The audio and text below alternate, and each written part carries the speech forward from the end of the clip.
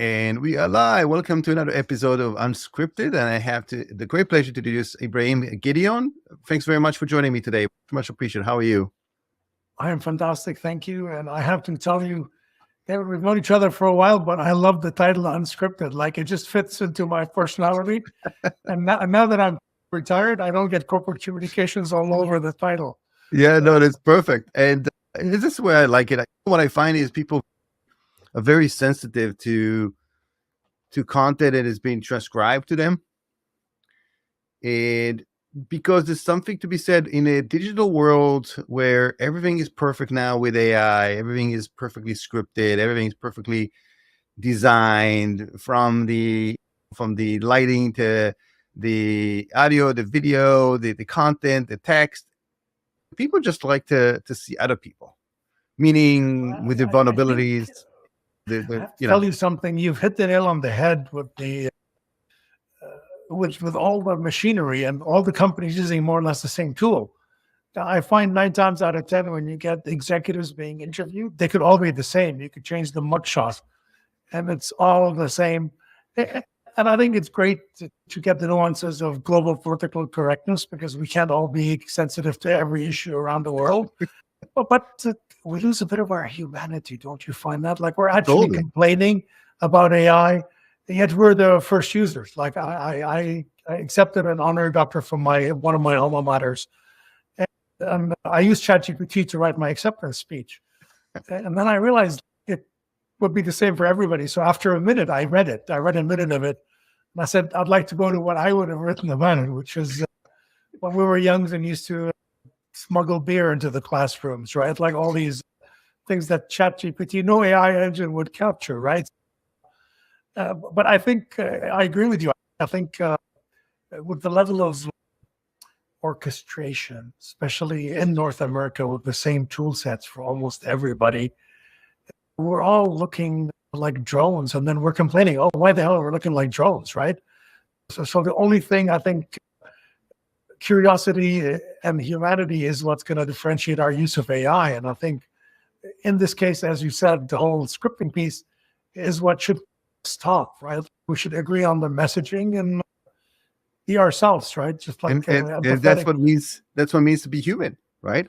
That's the issue. And then if you speaking of ChatGPT, right? A lot of times you say, write me this as this, acquire persona. But then when you acquire persona, that means that you acquire persona that's already exists. And everybody is slightly different. You are you because of your thousands of hours experience and things that you come through in your life that makes you unique. So if we are strictly using AI to regenerate something, but it's almost like the issue with the randomness in computers, right? The fact that we can't really generate randomness because it's still zeros and ones. So does Salesforce still have the lava lamp? The whole my understanding they had the lava lamp thing where they use lava lamps to generate a randomness.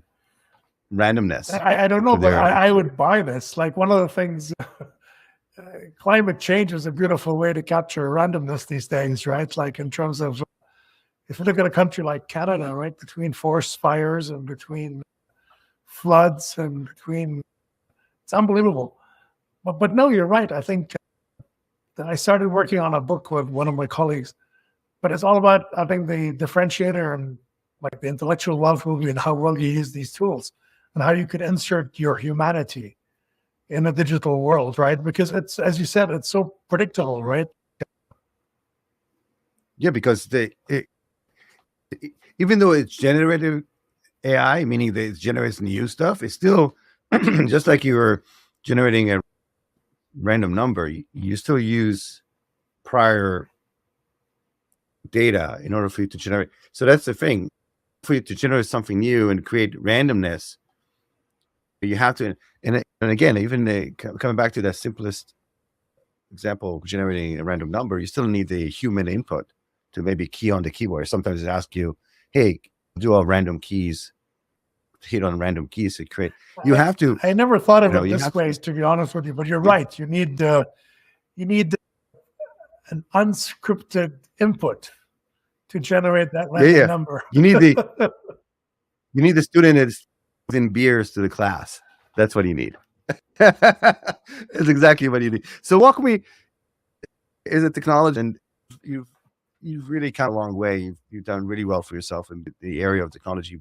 But walk me through what you've done in potentially everyone has it's just like you come to a fork in the road, you pick one. That's the kind of the story, right?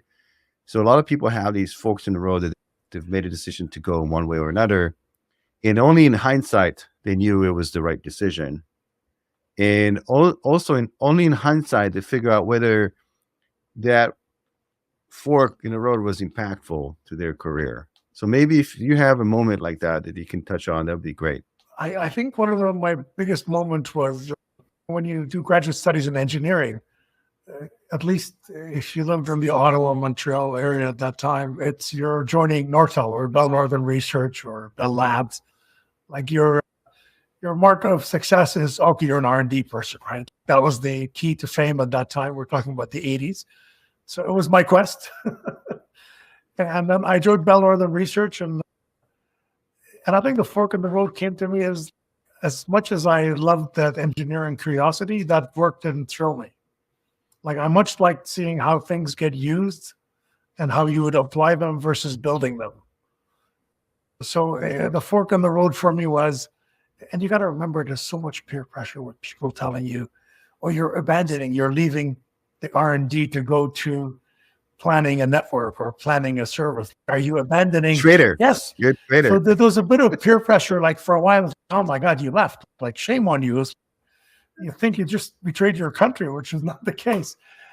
But it took me a while. It was a little project. We were working with British Telecom at that time when I was the geek on the guy who built the system. And I said, I'm really enjoying this, like explaining the features, actually spending time looking at what, think about it like now, empathy is such an abused word, but like empathizing with the client, not with the technology, God forbid. And then I made a move. Of course, it was stopped once or twice. And then the more they stopped it, the more I wanted to make it. So I moved in 94 to Nortel, which owned B&R basically, but it's like leaving Bell Labs to go to AT&T at that time. And that was a major fork in the road. Let me double click on something. Let me ask you this. So you kind of jump through like becoming an engineer and doing research and doing development, and which is, by the way, a Bell Lab and all that, just the top echelon of research and development. Not anymore. Telcos and operators are not that sexy now. But yes, at that time. I know, but it was at that time, it was iconic. All you had to do is just say that you're part of it, and people already put you in this different category altogether.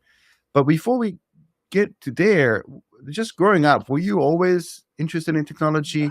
Was there something in your background that pulled you into that? I don't just wake up one day and say, hey, I want to do engineering. So I guess you're going to the trigger that got me into the technology piece. But I was actually never good at literature. So I always failed, struggled at summer school most of my life, and found out the digital world, math and sciences are so beautiful. They're so predictable.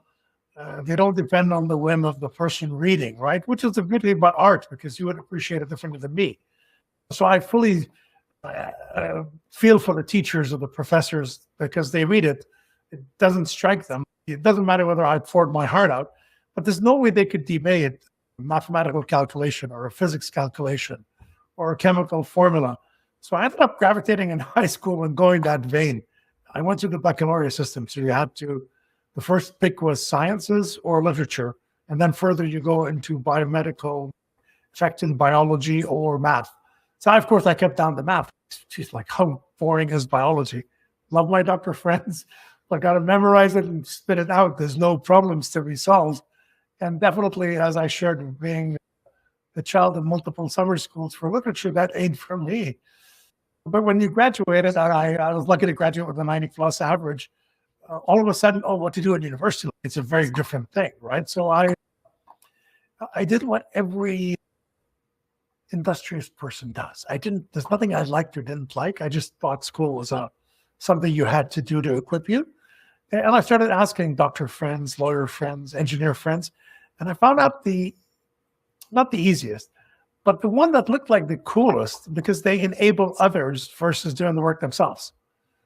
And even my friends, one of our physician friends, his brother was an engineer, and he said, "Oh, my brother just designs, works with others, they build it.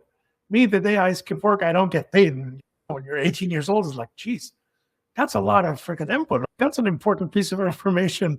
So that's why I went into engineering. And again, being in Lebanon, it's the French system. So it's 11 semesters. So you do a lot of civil, a lot of mechanical. So as I realized electrical was where I wanted to be, like that was the cool thing, everything else. And that's what happened. And then immigrated to Canada, did my master's at Carleton. I was very much money motivated. They paid me the most to go, and it was a great school. A lot of diversity. Like I think now it's like engineering was not that sexy. It was called Last Chance U for undergrad. But for grad, there was so much money being poured by the government and Nortel or BNR, Bell Northern Research at that time. And we had journalism, we had all these cool things. So you go to the Uni Center, I think I became a better, more articulate person because somebody would stop. "Oh, you're from Middle East. Oh, what do you think of the Pope was the president of the United States?" As an engineer, you'd never think of that. But that was a conversation that my colleagues in journalism were in massive debate. There was groups writing a paper about it. You're sitting here as a technologist, this would never friggin' happen. Why am I wasting CPUs on this? But it was interesting. After the third or fourth year, I actually participated if the Pope was the president of the United States.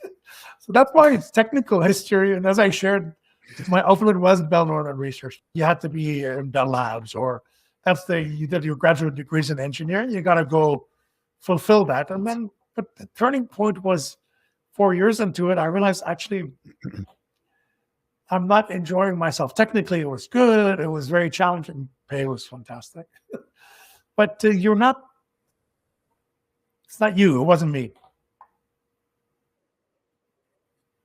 But a lot of people, I feel, would stick around, meaning that despite the fact that they may be not completely fulfilled, they may still do it because the path is really is paid for you. You get paid really well, and there's just a real progression there.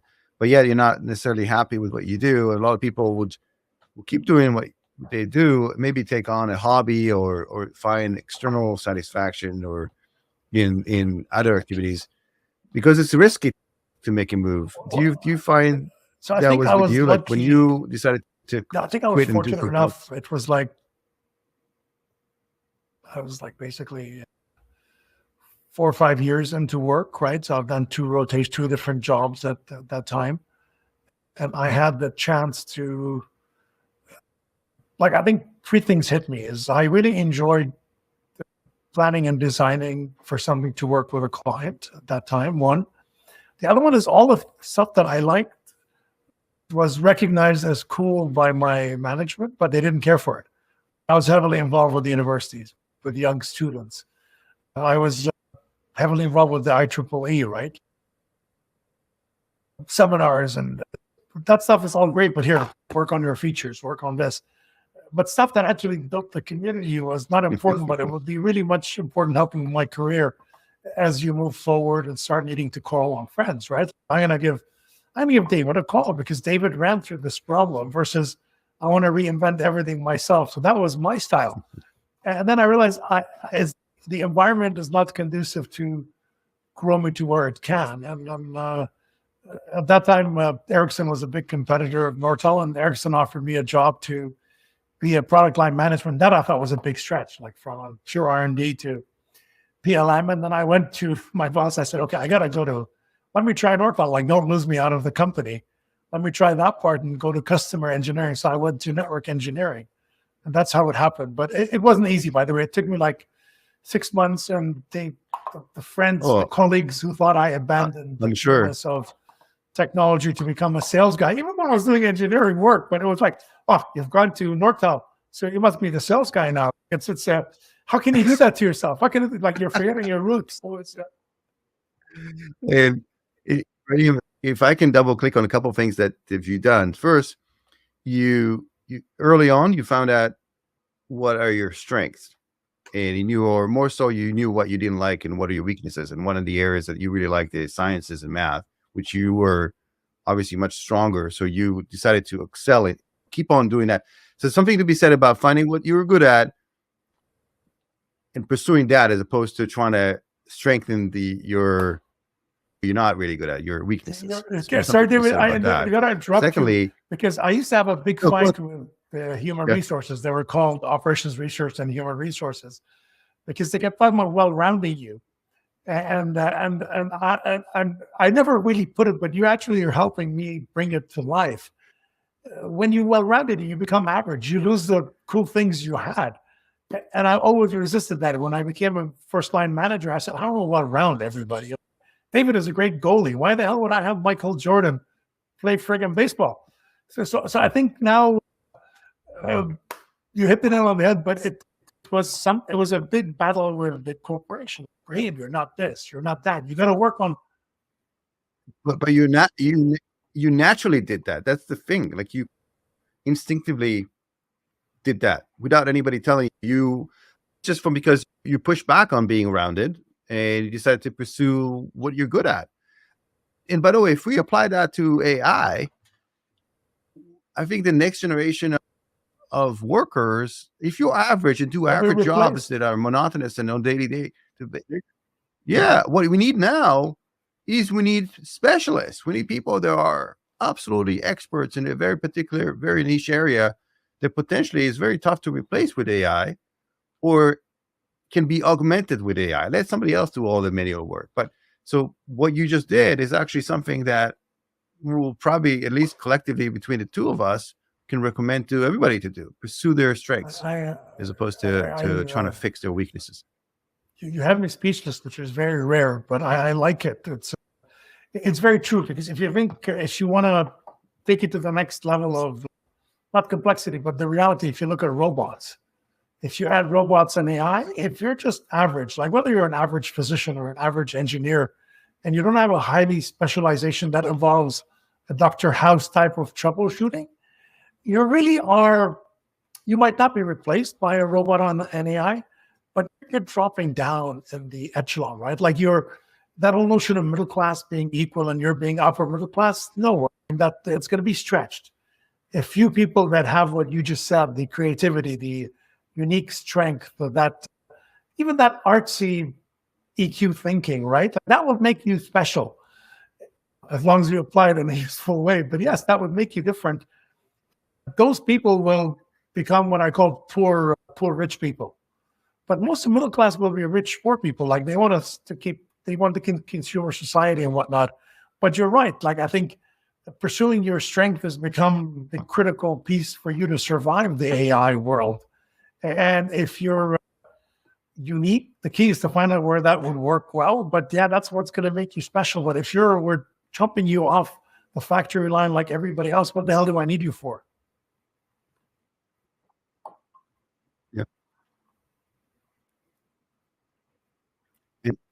And if we continue with the conversation, I think that the way the education system today, the way it works, is actually counterintuitive to what we just described, because the way you're measured is, what is GPA? GPA is you have to be good at everything, right? In order for you to be like 4.0, you got to be good at it. So nobody is getting rewarded by getting A in math and sciences, or A in biology and literature, or whatever, biology and chemistry, because you're going to have a hard time pursuing the next. There's no rewards for specialization, and they want everyone to get to a certain level, a straight line. It's even worse in the States, where they had this whole thing about no child left behind, meaning that they wanted everybody to pass, and they start lowering the standards. I think that even the standards in universities now are lower than they used to be, at least just my perception. I think that when you went to undergrad and grad college, I think that the level of education was, I think today it's almost like an undergrad is like it's like high school in some respect, depending on what university is in terms of the curriculum. At least from my perspective. Any thoughts about that in terms of the education system not preparing the new generation for the next phase? So And then when you get people like me with children, I'm not Same here. Providing my I have opinion for the academic institutions. Of course, always respectfully, but I have a good relationship with most of my son's teachers. But I always say that they need to use the best tools, because as soon as they graduate, they're going to use a ChatGPT. Why aren't they using it at school today? For example, that's one. The other one is they're trying very hard to get them to pass all the subjects. And I'm saying, he hates reading, because actually most kids now, they discovered Alexa, they discovered Siri, they discovered Hey Google. They actually, as soon as they become mature to articulate, they don't think they need to write. So when you take them to a classroom, they truly believe it's the most useless piece of exercise in the world. They'd rather bite their nails than read and write, right? Because they just think there's equipment that does it. And now with ML, there's such a fantastic array. I fundamentally disagree with the children, but I think it's got to be approached a bit differently. But they haven't changed it since the way I was getting educated. So I think we need a complete revamp. It's like when there's a bunch of colleges that says, oh, it's so much cheaper to go online, right? We don't have to have the students. I said, but if I'm going online, and I live in Edmonton, Alberta, which is, for those, it's a wonderful, I think it's the northernmost populated city with 1 million+ people in the world. So I live there for everybody, for all your viewers on the podcast. But if I live here, then why don't I just get the same friggin' degree from MIT? Well, I sit and enjoy my all-night winter sports in Edmonton. But I think they're missing the part of the curiosity, the camaraderie, the diversity with online. So yes, there's no financial, like most companies now, I think will regret certain jobs to go remote. Yes, there's great savings. Yes, the employees like it, but I don't think it grows the employee. I think the employee themselves is happy being at home. But they're missing some things that actually help me with my growth, help most people with their growth, that I think they're not thinking for themselves on the short term. By the time it hits them, it'll be too late to go back and recover, because all of a sudden you worked your parenting schedule around you being in the house. Not that you're not working from home, but you have kids, you have obligations, you have parents, or whatever the age group is. So I think it's such a critical piece. We digressed, sorry, but you did call it unscripted. But to go back to education, I think what we need to do, there's two things. There's some really cool programs that talk about intervention, and almost, if you look at people prescribed with ADHD, it's almost 50% of the class. So guys, it's not a disease, it is the norm. These kids, when they come home, like you have a kid same age as mine, right? You give them a tablet, which is their babysitting techniques. They're building dragons in 3D, and then they go to class. They learn about the Battle of Hastings. Like for us Canadians, we have to know the history of England. When the Normans attacked the Saxons, they flip a page. He has a stupid frigging game with Harry Potter flying with arrows, with King Herod falling, with blood spewing, that he has to go to the class with somebody writing shit on a chalkboard or on a whiteboard, whatever it is. But so they find it's the legacy. They're going to the Stone Age when they go to class, even when they have an hour of computer or 2 hours, their whole life is 3D, is multimedia. So I think one that needs to be fixed. The other one is with all the AI and the tools. And then back to your original point, which I think is the key. Do you not think that every child needs their personalized agenda and itinerary or not? I believe that. But unless you have a problematic child, they would never spend time to find out what's your strength, what's your weaknesses. And then you need the parents to care on top of it, because you moved to the US. I still live in Canada, where we pay taxes. Therefore, we've abdicated the responsibility as parents to educate our children, and it's the teacher's fault. But why not?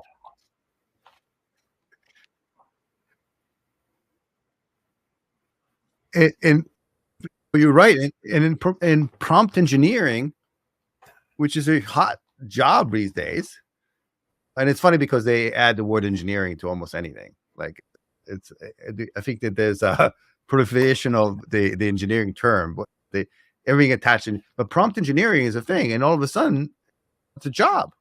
So how do you prepare the young generation to get there? And you're right. The ChatGPT was banned. In fact, that they're investing in tools to detect ChatGPT, and then the tools that are creating these are circumventing that. They're trying to create a tool that cannot be monitored by the tool that is supposed to.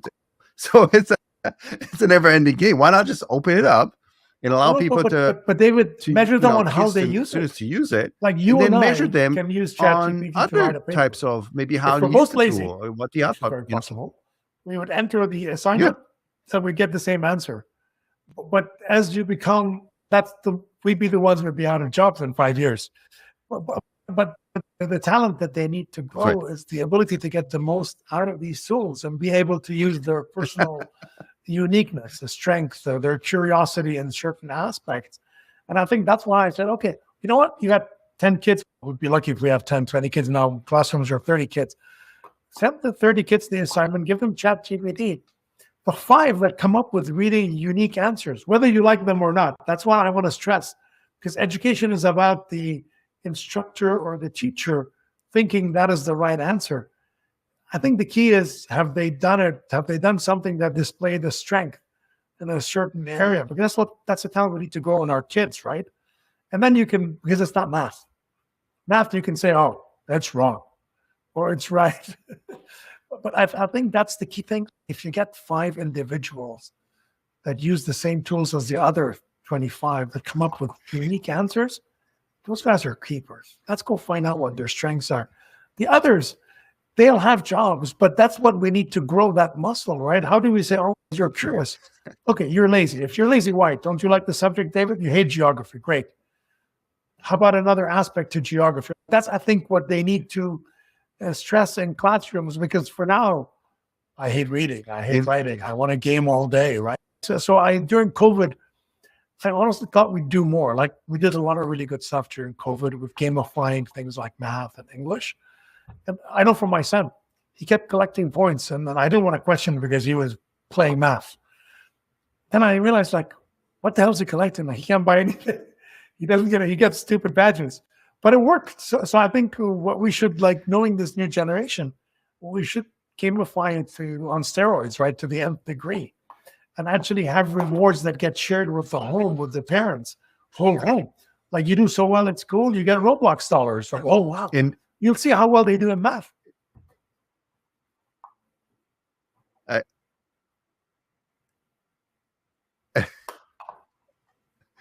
agree. And if we revisit what you mentioned, we can apply some of those rules to the workplace.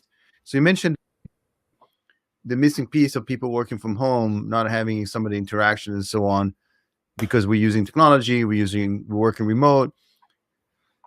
How do we, and then kids also, the fact that you can see like kids at a mall sitting around, and they're sitting around together, but they're not really together. They're on the mobile devices. They might be chatting with each other, but through the mobile device. How do we kind of balance that out, both in the workplace and in the education system, to make sure that we don't raise the next generation of people that don't know to interact? And Ibrahim, even doing what we're doing now is, I would say, difficult for the younger generation because they're not used to having an open-ended conversation with someone. It's strictly either through digital means, and it's very abrupt. Like, if you notice, like the way they chat, they make some comments, somebody else chats, and then the flow is very sporadic. They might come back to the same conversation a week later and continue from there. Like, how do you solve that so we don't lose what makes us human? I look at myself from this type of interactions. I learned everything from people my age now, like by hanging around the cooler or the coffee or beers after work, and I think they can't miss what they don't know. So I think a lot of we're not dealing with the fact that over 2-3 years, people were onboarded to companies where they never knew the office existed. So I think there's I know people use mental, anytime you have issues like the loophole, but I think that has to be dealt with by companies, right? And then during that, they realize either it's through financial savings or through the fact employees prefer it. Oh, we're going to go remote all the way. I think that was knee jerk. That's why in the Valley, which I find they tend to be very much avant-garde on, we'll do what's required to be successful.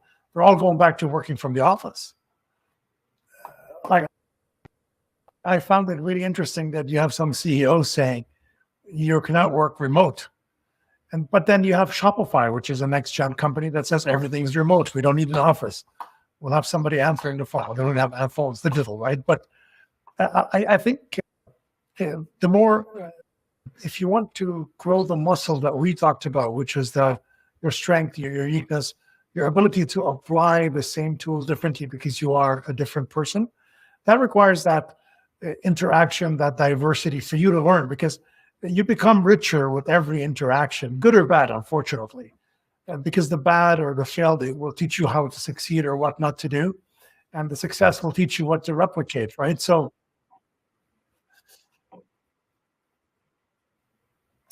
you're talking now back at the education system. But we don't allow, Ibrahim, we don't even allow people to have any bad things anymore. It'll impact their mental. You got to impact them more when they think they're successful and they're not. But that's another. But in life, when you fail, you do fail. You get. But I think so. I was chatting with the dean from the University. Slippery slope, Ibrahim. Like wonderful lady. And I said, "You're not paid enough." And she says, "What do you mean?" I said, "If I'm entrusting the future of Canadian intellectual wealth, then if engineering is one of the aspects we need to focus on, then you guys should be paid $1 million each." Mm-hmm. She said, "But not even the university presidents paid." I said, "Then either we need better university presidents or better deans, or to fix it. But I think we need to decide as a nation what we're investing in." And I have to say, teachers were middle class. The way things are going, they're going to be one of those very rich, poor people. But if these guys are entrusted with your kids and my kids, and we want them to succeed globally, then I think we need to reevaluate what we pay them, how well they're rewarded. And yes, there's some that will actually see that there's a need to revamp. Those who won't, maybe they should stick with where they are, right? Like they're paid well.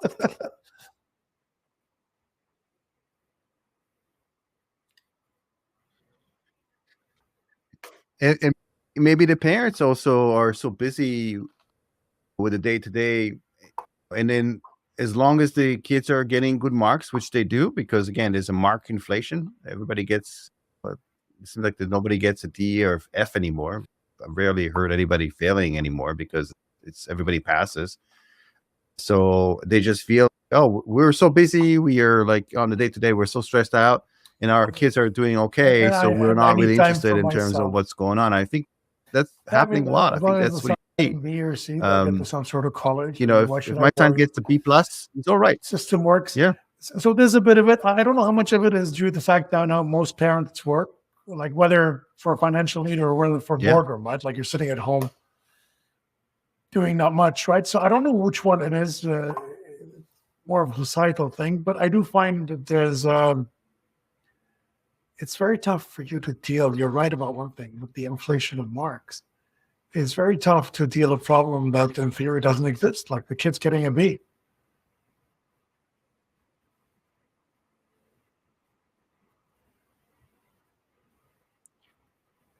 And not even that. I would say the teachers are scared because they're scared to fail somebody because first of all, they get repercussion. I think all of a sudden the parents are going to come over and protest and way more than complaints and all that stuff because that's what's happening. We used to respect teachers so much more than we do today. Way more than now. Now it's like the teachers they have to quarrel with the parents. Parents say, "Oh, my son is, or my daughter is." It's impossible. They're angels. They're like they always do the right thing. So I don't know what put them there, but I got a little funny story for you. So when I immigrated to Canada, I bought my first house, and then I got the tax. So it was the Ontario tax, and then there's an educational tax. And then stupid me, like I've never paid taxes in my life, so I saw it on the house. And I said, "If you have an issue, call this number." So I called the number. I was living in Ottawa at that time. I said, "Look, there's an issue with my tax." "Oh, sorry, sir. Let me talk to the assessment department." And they immediately forwarded me without listening to me. So I got forwarded to some assessor. He said, "Oh, you should talk to my manager." I said, "There's a gross error by like almost 2x because educational tax and is 2x in Ontario at that time." And then I can go into some senior guy and I said, "Listen, like I'm paying education tax and I don't have kids. I don't need the system." And they broke out laughing. He says, "You just immigrated to Canada." I said, "Yes, I did." He says, "No, that's just our way of saying you're being taxed whether you like it or not." And then engineers, my follow-up question was, "Now I get it. It's part of what you contribute to the community because you're a house that's worth X amount of dollars." I said, "But that must entitle me with something because I pay." I said, "Oh yeah, you can go to parent-teacher interviews and all that stuff." And so I got a bunch of guys, friends of mine, and then went to, there was in Elgin Street, Ottawa. "Oh, there's a teacher's thing." I thought I should attend one. I am paying $1,400 a year, right? It would entitle me one meeting. I went with a couple of friends. We were at school late. "Guys, let's go out and buy you beers after, but come with me. I'll be the only non-parent there," right? So there was a bunch of teachers, and then all these parents were complaining. So there's a lot of stuff with history because history is subjective, right? So the Armenians wanted the genocides. We don't do enough about the Holocaust. We don't do enough about Gaza. Like, this is a hot topic. We don't do enough about the Ukraine.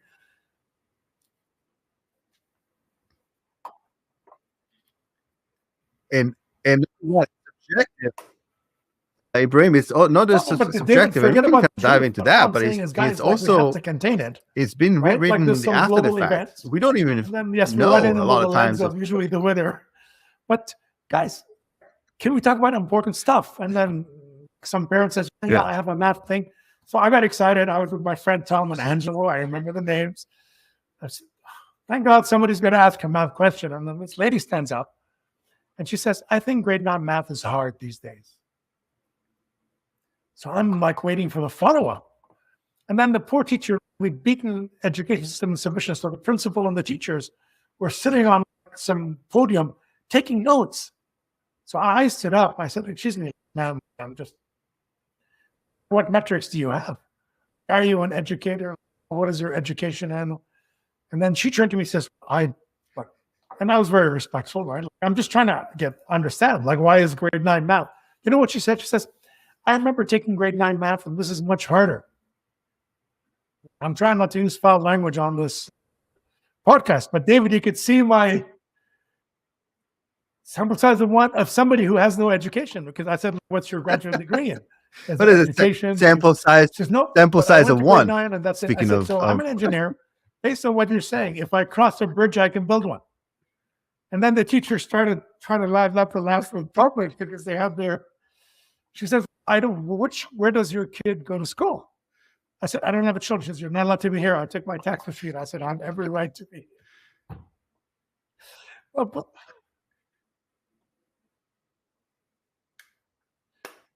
But we beat them with the submission because they were taking notes on something so Ibrahim, that's an incredible story from so many angles. Like and we're all incredible. And on top of it, they have no qualifications under any planetary system to make a call.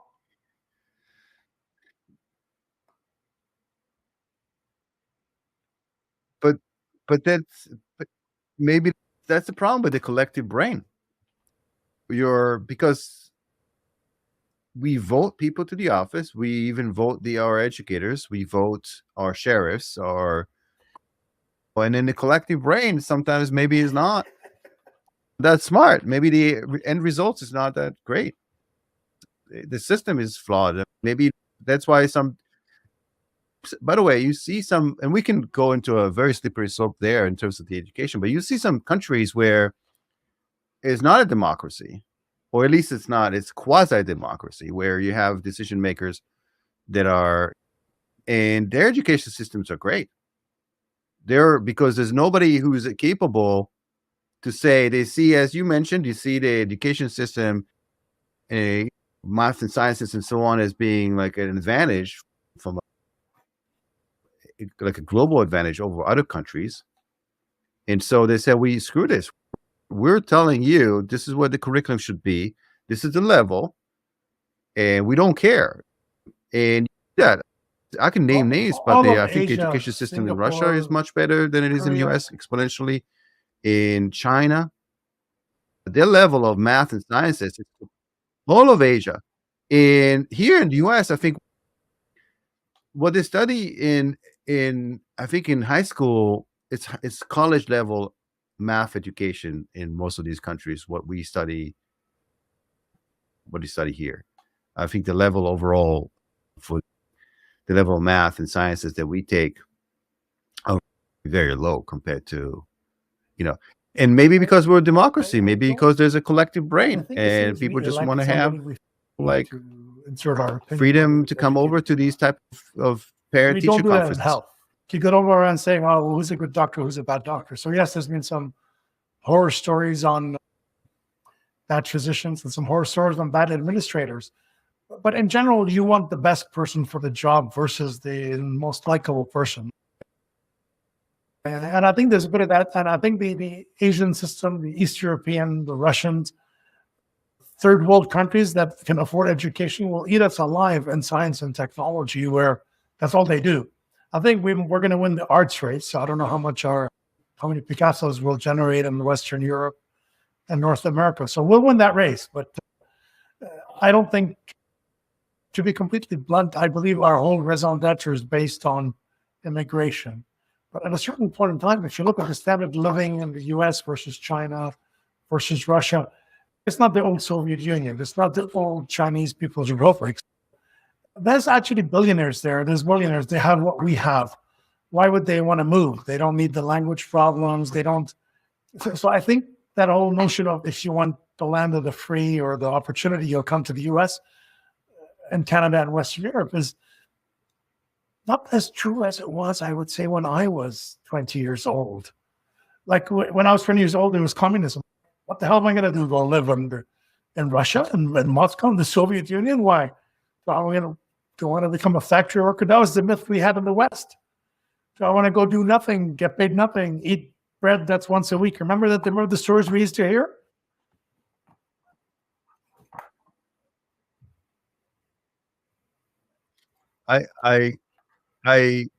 Ibrahim, I completely agree with you. I think we're losing our edge appeal of immigration from an appeal perspective, which is very dangerous because our country is based on our success. Yeah, immigration, and the outcome of it is the immigrants. And I also suspect that we're talking about legal immigrants now. We talk about the cream of the crop of people that are scientists, innovators, engineers coming up from abroad to live and work in the US legally.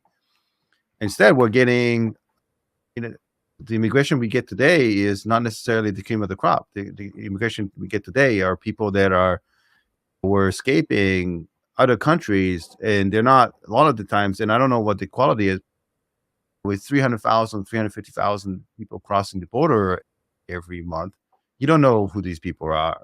And they don't necessarily contribute to the society in the same level. But I think that these are fundamental, much larger issues.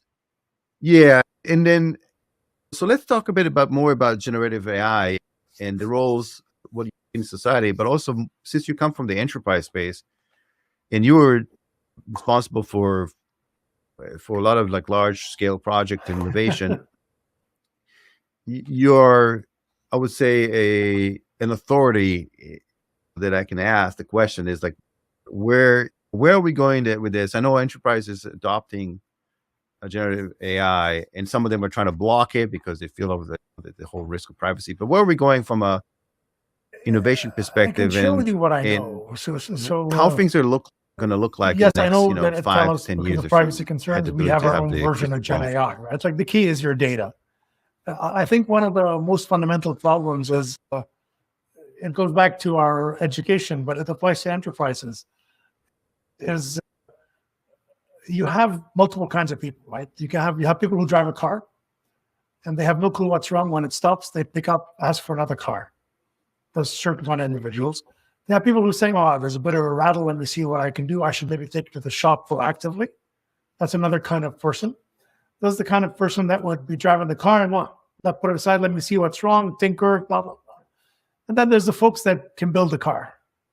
So those are the 4 kinds of people. So when you think of Gen AI and Gen AI tools, which one of these is the enterprise? Which kind of individual in the enterprise because different roles require you to do different things. So your investment is going to be also on upskilling the certain folks who actually want to know how the engine works, so they can fix it, they can make it better, they can get that, when we said, that best out of Gen AI. Or certain people will be in jobs where, oh my God, it doesn't work. Alt Control Delete or reboot or give me another Gen AI copy, right?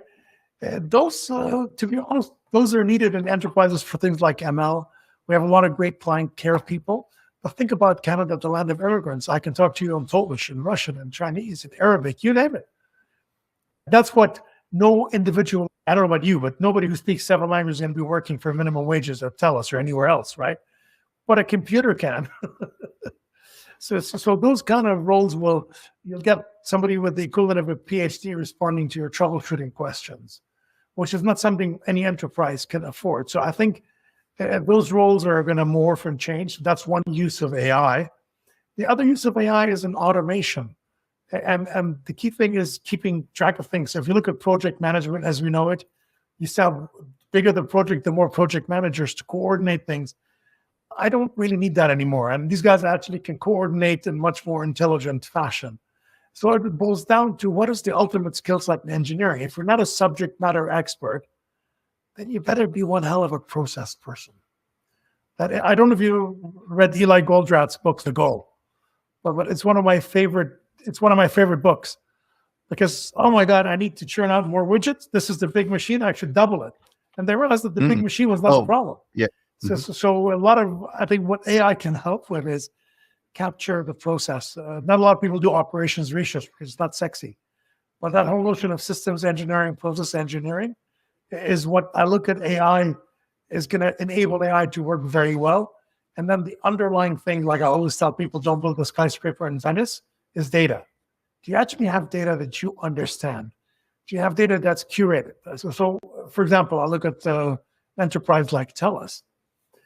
David, the mobile customer, is different for the longest time than David, the guy who lives in Edmonton, who has a fiber to the home. It's different than David, who's the health person. But it's the same freaking David that pays the bill. So it could be 3 bills. So I think you need to understand that data, how to bucket David, how to curate David, and then what does David allow you to share or not share to make David's life better? I love the recos. I find now Netflix recos, something is wrong with their engine. The new recos are stupid. But for the longest time, I did actually enjoy Netflix saying, Ibrahim, you might like this series, and 9 times out of 10, they're right. But I think the drought of new content is forcing them to give me shit now. So I don't know whether their engine's gone bad or whether I've watched everything that I would like. And now I get all these weird shows that are dubbed in God knows which freaking language. Or you like the show. Guys, I'm an audio. I spend half my life doing signal processing as an engineer. There's clearly slippage, there's not synchronized, there's lip sync, there's pixelization, and you're charging me more. So I started thinking, okay, if I'm going to get shit quality, why don't I stick with one shit one? I don't need Amazon and Netflix. I pick one. I'm not biasing people either way. I'm just saying you would welcome somebody recommending something to you that makes sense, but it's got to be within privacy, because we are regulated in some ways, right? So it has to be within the privacy. So the whole notion of trust is so critical. But before you apply AI, it's Jaime, really great Jaime Tatis. I work with him. He's reporting me for the longest time. Now he's our chief insights analytics officer, a really good guy. And his counterpart is Pam, who's our data trust officer. And they're both like yin and yang on, well, you can't, you're violating privacy trust. But they're both right, because AI is such a powerful tool. It's like giving a child. Like I don't know how old your kid, but mine is 12, 13 now. I didn't give him knives till he was like 11. So the problem with AI is if you don't train it right, it can cut its fingers off. But more importantly, it's a child that grows with you. So you need to guide it. You need to give it that sense of purpose. And everybody reminds me that when Jeffrey Dahmer was a toddler, he was a fantastic kid.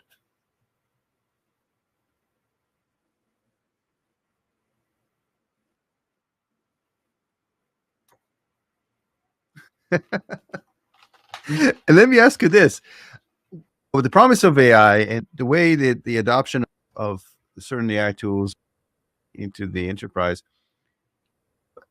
how does an organization look into what it is that they can use? Like, where do they start?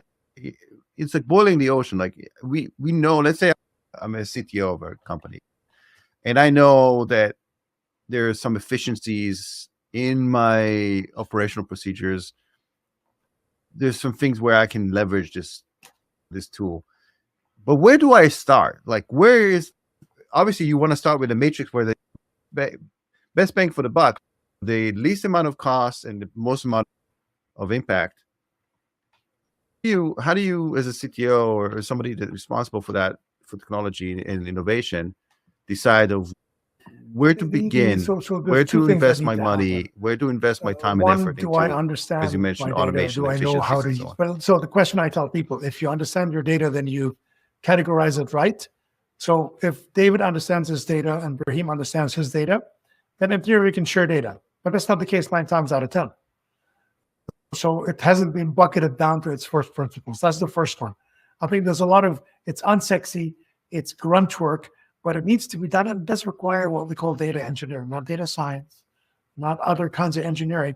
Somebody to actually understand the genome of the data and predict what it needs to look like and grow. That's, that to me, you can do other AI stuff, but if you want to sit down and become an insights-driven organization, that's the baseline. That's before we even start doing anything, data, right? You can't do the shit without having data. So yes, replacing call agent, that's a function, like that's a sliver. That's not becoming AI-based or infecting the organization with it. So that needs to be done, and very few companies have done it. And different business units within the same company are different maturity levels, right? So I think just assess. Am I a child? Am I a toddler? Am I a teenager? Am I uber mature? Can I teach the whole world? Just decide.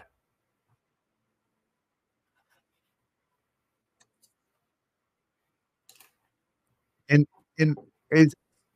that's easier said than done, isn't it? A moving target, because we're generating massive amount of data on a regular basis, right? So it's, you're telling me, okay, make sense of my data.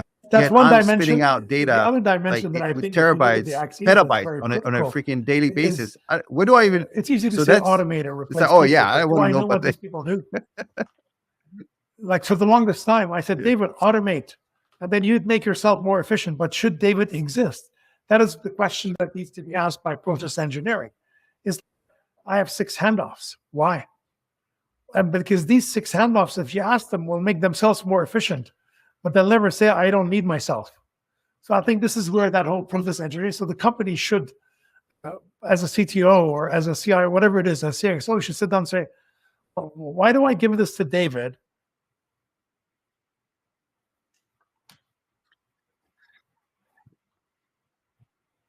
But that's the key. But they don't know what they don't know. If you ask people, like sports said, if you ask people, right? Like how they wanted faster horses. It's like I realized when people talk about agile, it's getting everybody in the same room to make a decision. That saved a lot of time, because look at, I sent David an email, he sends it to his boss. She sends it to me, to my boss, who sends it to me, who sends go back. Put them all in a room, make the decision, right? Build a nucleus, which actually goes against work from home in terms of the ultimate and being together, cloistered in a place where you can come up with an idea. But you realize actually that I don't actually need the data. For example, let me give you a small example. Oh, we only approve funding once a month. Why? Oh, because that's where we get all the stakeholders to meet. Why? What, you see what I'm saying? So with that, you have these stupid things enshrined in a company that were done before for scalability, because they used to meet live. It's like banks used to clear every Wednesdays because they'd go to Toronto, the main 5 banks, and they'd sit in a room and talk about the transaction. Not that they don't friggin' meet. Why doesn't it happen 24/7, which is what it does? But if you sit down and you give these banks that meet the way to optimize it, they just make it more efficient. So instead of meeting every Wednesday to take an hour, they'd meet every Wednesday to take 10 minutes. But they're missing the point on what I need from them. It's not the friggin' 10 minutes that I'm worried versus hour. It's why do I have to wait for Wednesday? So I think that's the key thing that companies need to invest, and it's unsexy. Like that whole, I look at the curriculum, so I'm curious enough to look at operations research or process engineering curriculum, It's gone down from 3 courses to what is less than a course, and it's elective. But if we think that's one of the key important things to use AI right, wouldn't you want to actually double down on it?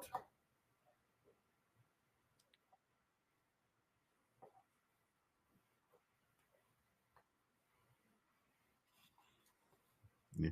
So once you, let's say, assume that you got a handle of the data and what it means, and you categorize, as you mentioned, you figure out what kind of child you are or what kind of customer you are. How do you then progress from there to figure out how can you really 100%. That's utilize where you technology? need Because any investment. tool You is need just to as have a good few as data whatever you scientists who make of actually it. can help you. Assuming you know your data or your process, how do you sit down and move these? You look at your processes. Oh, well, can I automate it? Can I cancel? Can I delete? And then there's certain things. There's a whole plethora of books that deal with the use cases. There's some really easy ones to do. Thresholds for operations. Like now I have multiple people looking, coordinating. They don't need to do that. It can be done by machines and done much more smartly and intelligently, right? That's one. The other one, we talked about the client care use case. The third is the whole preferences. Like now, when you have a dropped call, why don't I actually tell you why you dropped your call? Wouldn't that be a great way for client empathy? If I can triage it automatically, it's unbelievable, right? So that's what things we're working on, right? There's a whole bunch of stuff that the banks have taken the lead on what more can I sell David with? I don't want to share some tele secrets. I'm still, but we've done some work there, but the banks are actually the kings of that, the kings and queens of it, because they're able to say, well, he can handle another insurance policy. She can take that on. So they do all this wonderful trending, marketing, and churn.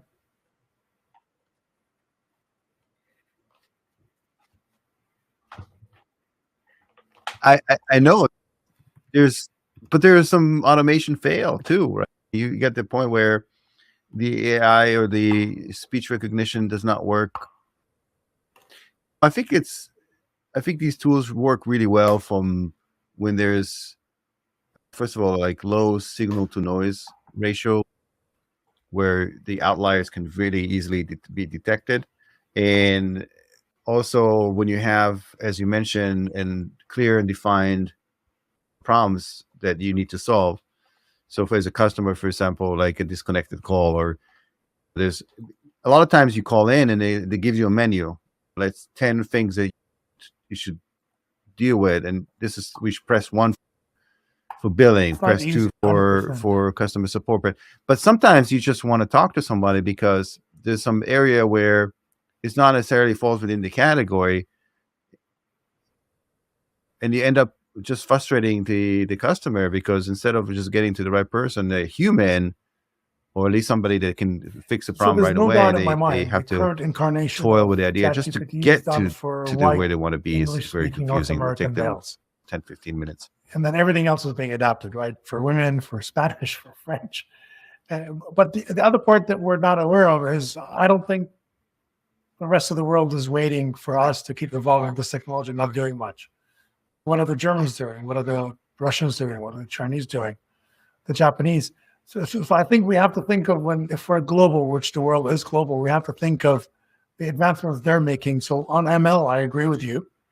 But also on the use cases, right? Like, why would I have to recreate everything, right? The whole notion of something like IEEE being successful globally is you share things globally. Like, David's done it. Why should I do it? I've done it. Why should David do it? Let's go build on the research. So we haven't seen that yet in AI, because we're two things. I think we're naively think that what we've done is such a lead that nobody else will catch up. I think it's very naive on our part. It's like thinking we're alone in the universe. It might make my priest unhappy, but I truly believe there's life outside. And then the other one is, they're coming with something. Do we meet them halfway through, or how do we continue investment?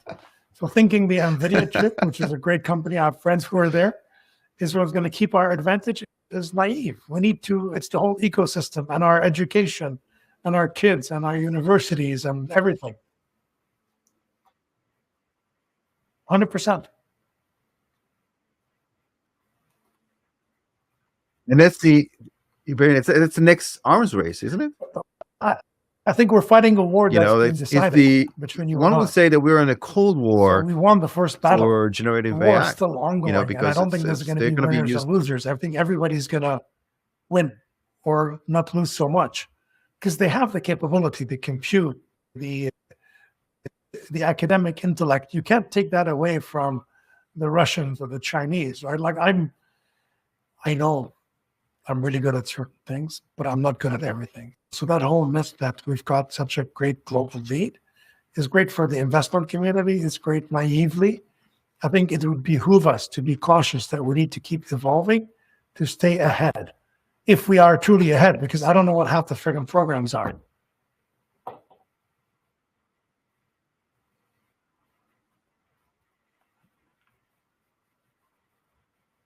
%.